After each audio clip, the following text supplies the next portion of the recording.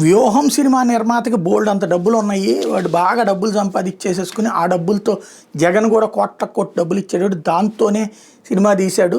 చంద్రబాబు నాయుడిని వీళ్ళందరినీ ఎక్కిరిస్తా, పవన్ కళ్యాణ్ ఇదంతా ఎక్కిరిస్తా, ఆర్జీవిని పెట్టి సినిమా తీయడానికి కోట్లు జగన్ పెట్టుబడి పెట్టాడు అన్నటువంటి కోణాన్ని ప్రొజెక్ట్ చేశారు మొన్నటిదాకా, ఎలక్షన్స్ ముందు దాకా కూడా. ఇప్పుడు విచిత్రం ఏంటంటే 4.5 కోట్ల రూపాయలు అతను ఎవరి దగ్గర అప్పు తీసుకున్నాడట. ఆ అప్పు తీర్చడానికి అడిగితే కొట్టాడట. ఈ కాన్సెప్ట్ మీద గుంటూరు జిల్లా తెనాలి సమీపంలోని పెరవల్లికి చెందిన గాజులు మహేష్ వ్యాపారిత్య హైదరాబాద్లో బంజారాహిల్స్లో స్థిరపడితే సమీప బంధువు అయిన నిర్మాత దాసరి కిరణ్ కుమార్ వ్యాపార అవసరాల నిమిత్తం 2021 నుంచి 2024 వరకు విడతల వారీగా 4.5 కోట్లు అప్పుగా తీసుకున్నారు. తర్వాత రీతి సమాధానం చెప్పట్లేదు, ఫోన్లోనూ స్పందించడం లేదు. విజయవాడ, విశాఖపట్నం, హైదరాబాద్లో కిరణ్ రియల్ ఎస్టేట్ వ్యాపారం చేసేవారు.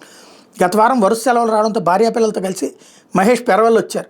ఈ క్రమంలో విజయవాడ బెంచ్ సర్కిల్ సమీపంలోని మాతా టవర్స్లోని కిరణ్ కుమార్కి చెందినటువంటి రియల్ ఎస్టేట్ కార్యాలయానికి నెల 16, 17 తేదీలు తన భార్యతో పాటు వెళ్ళాడు. ఆ సమయంలో కిరణ్ కుమార్ ఆఫీసులో లేరు. తిరిగి నెల 18 మధ్యాహ్నం 12:40కి వెళ్ళారు. దీంతో ఆఫీస్ సిబ్బంది కిరణ్కు ఫోన్ చేసి చెప్పారు. కాసేపటికి కిరణ్ పంపిన ఆవార్ నాగతేజ అనే వ్యక్తితో పాటు మరో 14 మంది అక్కడికి వచ్చి మహేష్ అతని భార్యను అసభ్యకరంగా దూషిస్తూ దాడి చేశారు.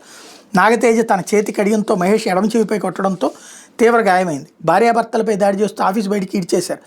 ఈ దాడిలో మహేష్ చెవి భుజానికి గాయమైంది. అతని భార్యకు ముఖంపై గాయాలయ్యాయి.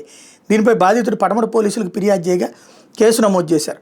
కిరణ్ కుమార్ వైకాపాకు వీరవిధేయుడిగా వ్యవహరించేవాడు. జగన్కు అనుకూలంగా పలు చిత్రాలు నిర్మించారు. జగన్ చేసిన పోస్టుల్ని తన ఖాతాలో షేర్ చేసేవారు. వైకాపా ప్రభుత్వం 2020లో తిరుమల తిరుపతి దేవస్థానం బోర్డు సభ్యుడిగా నియమితులయ్యారు. ప్రమాణ స్వీకారం అనంతరం ఆలయం వెలుపల మీడియాతో మాట్లాడి జగన్ దైవ సామానుడు, భగవత్ స్వరూపుడు, ఎన్ని జన్మలు ఎత్తినా ఆయన రుణం తీర్చుకోలేనట్టు చెప్పారు.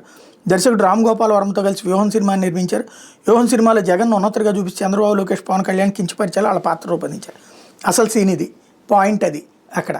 ఇక్కడ తేలాల్సిందల్లా ఏంటంటే అతనికి జగన్ డబ్బులు ఇస్తుంటే వీళ్ళకి ఎగ్గొట్టాల్సిన పరిస్థితి ఎందుకు వచ్చింది. ఇంకోటి, అక్కడోళ్ళు ఇక్కడికి వచ్చి తన్నులు తిన్నారన్నటువంటి కోణంలో కేసు పెట్టడం. ఎందుకంటే కిరణ్ అక్కడ ఉండేవాడే, అక్కడ ఉండేవాడే. అక్కడ కేసులు పెడితే కుదరట్లేదని ఇక్కడి నుంచి పెట్టించినట్టున్నారు. ఓవరాల్గా దాడి చేసింది అయితే తప్పే. అట్ ద సేమ్ టైం అసలు ఏం జరిగింది అన్నటువంటిది అయితే స్పష్టత ఉండదు.